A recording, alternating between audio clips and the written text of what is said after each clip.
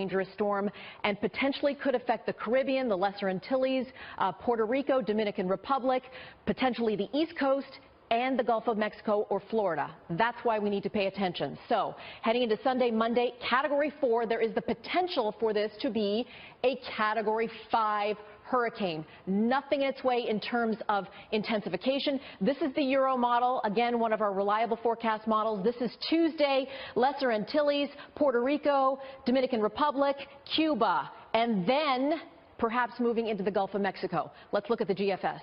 All right, still a very powerful hurricane, moves towards the west, westward, westward, westward, westward, and then this one sort of takes a bit of a more northerly tour. Let's see if I can get my maps to work. There we go. That is a very dangerous hurricane right there, and it moves up towards the southeast. Okay, this is days ahead. This is next weekend. But what I can tell you is if you live along the East Coast, if you live in Florida, if you live along the Gulf Coast, you need to pay close attention to this storm, as well as the potential storm in the Gulf of Mexico. Also want to make mention, this is Tropical Storm Lydia, could potentially also be a hurricane and affect Cabo in the next couple of days. So busy, so crucial. I don't want to scare. I want people to be aware. We are into peak season. We could potentially have a very dangerous hurricane on our hands in 5 to 7 days that could potentially hit the East Coast, Florida, Gulf Coast, and then we are also watching the potential for a storm this weekend in the Gulf of Mexico that potentially could bring more rainfall to areas affected by Harvey. We will keep you posted. Listen to your local weather services. Listen to your local officials.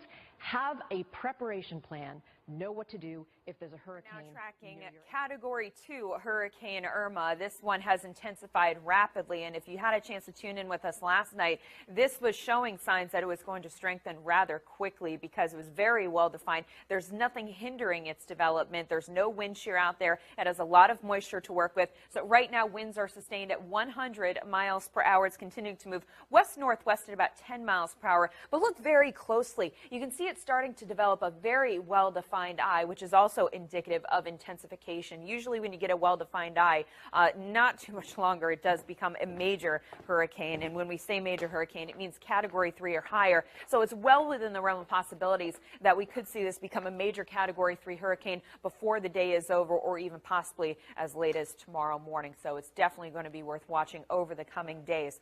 Here's the latest track on this for you. As you can see, here we are Friday morning. Category 3 hurricane forecasted about 120 miles per hour. But as I said, it could easily become a Category 3 even before that. Then it continues on through Saturday morning. Again, remains a major Category 3 hurricane. And then we take it out to about Tuesday. And by then, it could become a Category 4 hurricane with winds sustained at 130 miles per hour. But even by then, it's possible it may be a Category 5 hurricane. That's a little bit of a wait-and-see situation, but again, there's nothing hindering it from intensifying that rapidly. Now you can see this is actually the National Hurricane Center track here for you, and it's taking Irma towards the Lesser Antilles. Question is, where does it go from there? Does it kind of come up the eastern seaboard? Does it go into the Gulf of Mexico? That would be disastrous. I mean, this storm going anywhere near land is going to be disastrous. So I'm really hoping this one anomalous spaghetti model here is actually going to be correct, because it would keep it away from land and keeps it away from the Gulf, keeps it away from the eastern seaboard, keeps it away from Bermuda. So that would be ideal. But at least you can see most of them, do keep on the same track and then have it curving a little bit close for comfort here. Here's a look at the model difference. These are the two we often talk about. We talk about the GFS, which is also known as the American model, and we also talk about the European model. So the American one is the one in pink, the European is the one in white, and this is set to take you out to next Sunday, September 10th.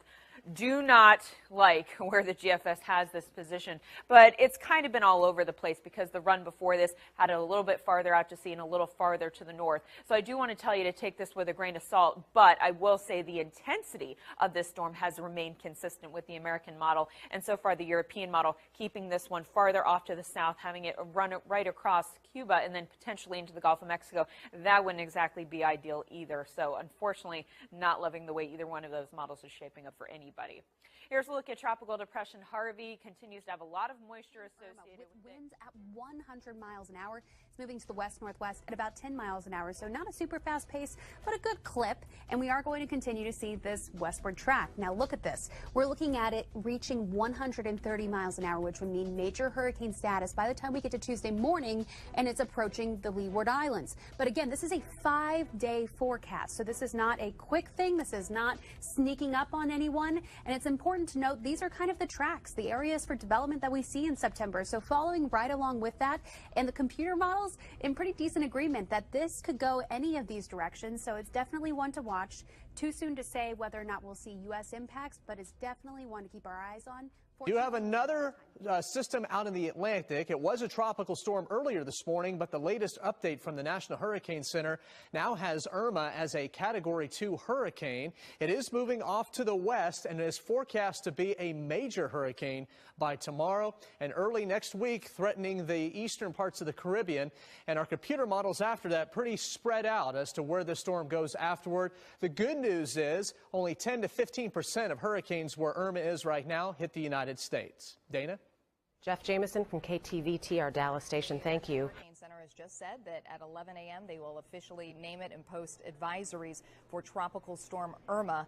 And the reason we really want to keep attention, close watch on this storm is because by the end of next week, it is likely to be just north of the Dominican Republic.